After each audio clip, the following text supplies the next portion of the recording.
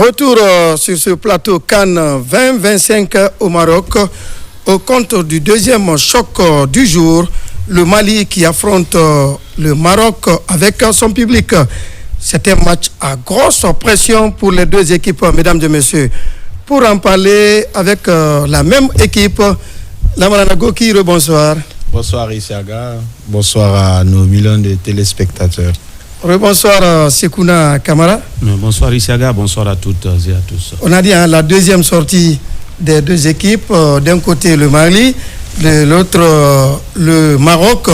On a dit match à grosse pression, même si c'est dans deux tableaux différents. La première question j'ai envie de poser on va prendre Lamarana Goki. Regragui et ses hommes auront-ils la carapace dure pour tenir toute cette pression qui s'abat sur eux?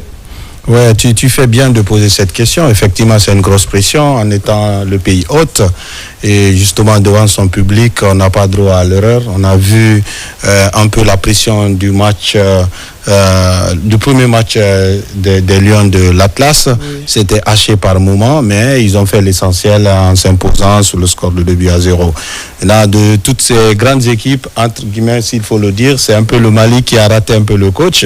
Donc le Mali aura à cœur de prendre sa revanche contre les Marocains qui vont être très très solides, qui ont un football très esthétique, un football en tout cas engagé et vers l'avant. Je suis sûr que Regragui il va quand même pousser ses poulains à être surtout lucides, à attendre ces Maliens-là qui pratiquent un très beau football, surtout avec Kamori et Bilal Touré sur le front de l'attaque. Sekouna, on va toujours parler de la grosse pression. Et on a dit que c'est sur deux tableaux différents. Côté marocain, c'est encore beaucoup plus intéressant parce que, imaginez, on dit que le Maroc gagne partout, sauf à la CAN. En 34 éditions, le Maroc n'a eu qu'un seul trophée en son siège, c'était face à la Guinée, encore avec une solution caduque qui est tombée depuis ce jour. Et puis le Maroc qui termine la Coupe du Monde dans le dernier carré. Le Maroc qui est 11e au classement FIFA. Le Maroc qui est premier en Afrique. Mais le Maroc qui a présenté un football mi-figue, mi-raison lors de sa première sortie.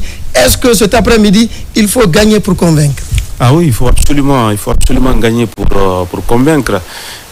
Surtout, vous l'avez dit, il y a assez de pression sur cette équipe marocaine. C'est une équipe qui joue à domicile. C'est une CAN que le Maroc a organisée. Le Maroc avait organisé une première CAN en 1988 qu'il n'a pas remporté. Oui. Aussi, quand vous regardez en termes d'effectifs, vous regardez la valeur marchande de toutes les équipes, le Maroc occupe la première place. La valeur marchande des joueurs marocains dans cette compétition est estimée à 434,15 millions d'euros. Oui. Et le Mali ne vient qu'en 7e position avec 143,35 millions d'euros. Oui. Et donc, tous ces petits aspects-là, des petits détails-là, on peut sous-estimer, mais les gens qui sont dans les détails essayent de peaufiner tout pour encore mettre la pression sur cette équipe, sur les épaules des Marocains. Maintenant, le Mali joue gros dans cette partie. Oui. Moi, je pense que s'il y a une équipe qui doit sortir le grand jeu, c'est bien le Mali. Le Mali qui n'a qu'un seul point et le Maroc en a 3. Et on arrivera tout à l'heure au Mali également. Ils ont leur également leur situation. Voilà, donc ils ont chacun se promène avec ses problèmes. Certes, le Maroc a ce problème-là. Oui. Maintenant, on l'a vu, le premier match, comme on le disait, c'était pas... le contenu n'était pas à l'ordre du jour, mais pour avoir gagné pour avoir obtenu déjà 3 points, là, il faut absolument qu'on cherche maintenant, cette équipe marocaine, avec ces pléiades de stars, c'est quoi en réalité le fond de jeu de cette équipe marocaine? Je pense que, comme vous l'avez dit, c'est l'une des grosses questions aussi que les Marocains tenteront de répondre dans cette partie. Et toujours avec vous, Gokia, concernant ce Maroc, circonstances défavorables peut-être, l'équipe repose sur Hakimi qui est blessé, touché. Et puis en deuxième solution, on va prendre Saïs, l'un des expérimentés de cette formation, capitaine du jour, qui s'est également blessé au finish. Diaz peut-il porter tous ces fardeaux? Non, mais il ne faut pas oublier que nous avons le Marseillais dans l'axe central qui est à guerre, qui est pétri de talent, d'expérience, qui est Mazraoui à côté. Voilà, nous avons quand même dans l'entrejeu Ounahi, je suis sûr, mais c'est peut-être sur le front de l'attaque. Je suis sûr que cette fois-ci, il va mettre Al-Kabi. Voilà, Al-Kabi, forcément, qui a fait une entrée remarquable avec son but d'anthologie, peut-être l'un des meilleurs d'abord pour le moment. Qui est venu de notre planète. Voilà, qui est venu de notre planète. Mais c'est quand même était un peu le bémol sur le jeu marocain, c'est que parfois on arrivait complètement à sauter les milieux et c'est un peu brouillon de temps en temps. Donc j'espère que Regragui va très bien réajuster segmenter sa machine. Parce que, justement, la fois passée, c'était mi-figue, ils ont juste assuré l'essentiel, mais pour un pays autre, un pays mondialiste, donc on attend beaucoup du Maroc. Ils ont la pression, ils ont tout. C'est vraiment une compétition, une CAN de haute facture, très bien organisée en termes infrastructurels, en termes de mobilisation. Ça c'est entre griffes parce qu'on voit un peu les gradins clairsemés. Voilà, clairsemés. Ça manque quand même de mobilisation dans les mais bon. Pour le moment, ça reste à battre le record de la Côte d'Ivoire sur ce plan. Ah non, sur l'ambiance. Voilà. Sur l'ambiance. Mais puisque ça continue, on est encore au premier. On va un peu se rabattre du côté malien. Chacun se promène avec son problème, vous l'avez dit. Le Mali qui sort des matchs nuls, si vous voulez, au goût très amer. Est-ce que ce Mali va se présenter en fauve blessé ou bien en poule mouillée face à un public qui sera impardonnable cet après-midi? Oui, moi je pense déjà, vous savez, lors du premier match, l'entraîneur qui avait mis un 3-5-2, et là aujourd'hui il va jouer carrément avec c'est à l'opposé, ça va être à 5-3-2, où il va mettre beaucoup de défenseurs, et là aussi pour boucler, c'est-à-dire pour empêcher les Brahim Diaz, Ismaël Sabari, et Saïbari surtout, de percuter. Et ça va être aussi un match très tactique. On connaît l'entraîneur belge qui ne lésine pas généralement face à des situations de ce genre. Maintenant le Mali, comme vous l'avez dit, qui va jouer avec deux joueurs qui connaissent bien le championnat. Bon, ça c'est le championnat français, à savoir Mamadou Sangaré et Lassiné. Mais par rapport à votre question, je pense que les Maliens n'ont pas droit à l'erreur. Surtout, vous faites bien de le rappeler, lors du premier match, c'était un peu... les supporters maliens étaient trop frustrés, c'est-à-dire tous qui supportaient. Pourquoi? Parce que le Mali, non seulement est parvenu à prendre l'avantage contre la Zambie, ensuite les Maliens se sont fait rejoindre au score à la 92e minute. Vous savez, ça fait très mal dans une compétition de ce genre. Comme la CAN. Comme la CAN, pour pouvoir dominer longtemps et puis se faire rejoindre au score aux derniers instants. Donc pour les Maliens, non seulement le Mali va jouer contre le pays hôte, aux Maliens donc de prendre un point, minimum un point avec le Maroc et garder l'espoir de qualification pour le second tour. Donc il a dit, la valeur marchande du Maroc, c'est comme le Sénégal à la CAN 2021 au Cameroun. Et c'est avec les noms ronflants. Cet après-midi, est-ce que si la mayonnaise prend, le Mali ne va pas quand même prendre de l'eau? Parce que là, du côté marocain, c'est l'antichambre du premier match qu'on a vu pendant la journée. Si c'est les championnats locaux, et cette fois-ci, c'est les expatriés. Sur ce, et franchement, il n'y a pas photo. Oui, sur ça c'est sur le papier.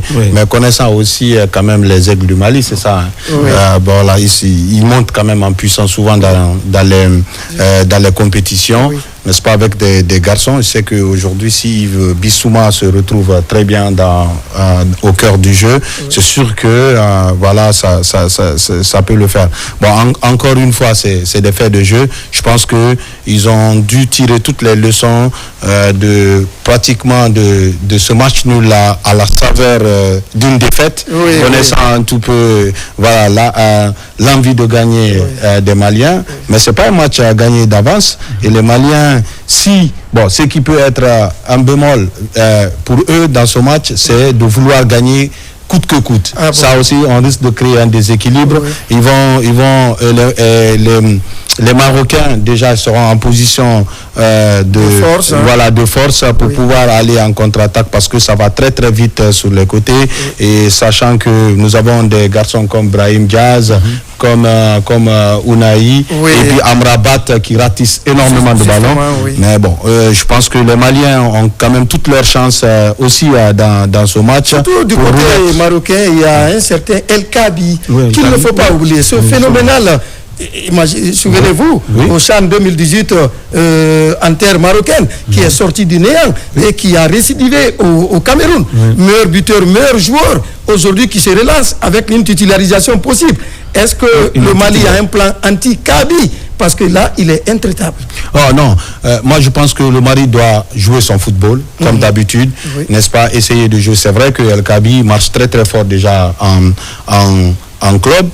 C'est justement dès qu'il est sorti, il a mis sa patte magique et ça marche. Sans n'oublier qu'il y a El Nesri, avec c'est presque 2 mètres qui était sur le banc, sachant que ce jour-là, les Marocains, ils ont fait beaucoup de centres, mais rien n'a donné. Donc je pense qu'il a dû mettre Al-Kabi pour encore peser davantage sur la défense, parce que connaissant aussi que les Maliens vont très très vite, mais ce qui peut être aussi déterminant, c'est le physique. Les Maliens quand même, voilà, ils peuvent physique, à leur football, et ils peuvent aussi faire la différence à ce niveau-là. Mais je suis sûr que ça va être un match très plaisant, à l'image du match qu'on a vécu dans la journée. Et je pense les Maliens n'ont pas droit à l'erreur.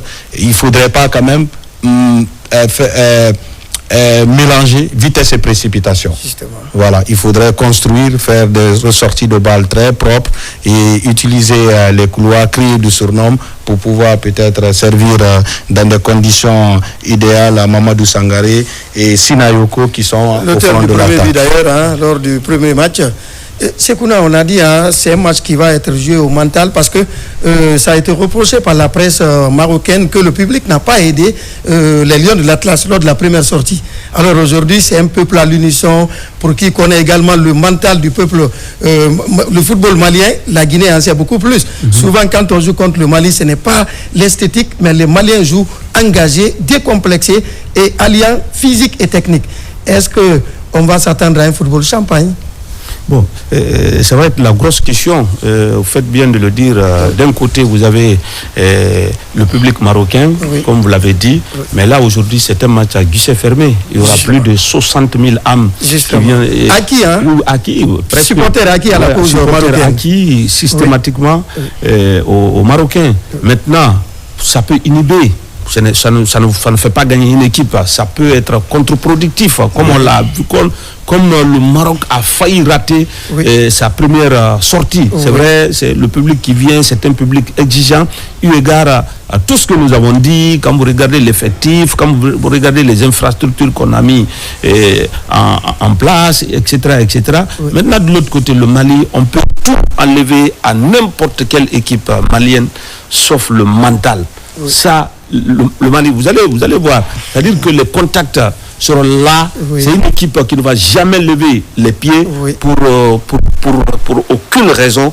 Et là, ça peut permettre à l'équipe malienne de contenir les Marocains durant les 15 premières minutes. Ça, vous le savez très bien que c'est l'ADN des équipes maghrébines qui, au cours des 15 premières minutes, qui vont mettre la pression, mettre la pression sur tout le monde, sur l'équipe adverse, sur les arbitres, etc., etc. Donc, si les Maliens arrivent à contenir la pression d'entrée, et aussi, je pense que l'entraîneur a bien compris, parce que s'il met aujourd'hui 5 défenseurs, il va sans dire qu'il y aura au moins minimum 3 axiaux qui vont, pourquoi pas, s'occuper surtout de El Kabi. Et de l'autre côté, on sait que Brahim Diaz, il peut commencer sur le côté et venir à l'intérieur.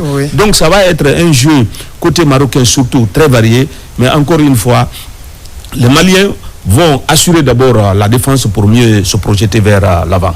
On va se projeter, Goki, dans l'histoire. La dernière rencontre entre les deux remonte au 5 septembre. C'était 2017 à Bamako. 0 but partout. Ce jour, ce fut un grand match également physique.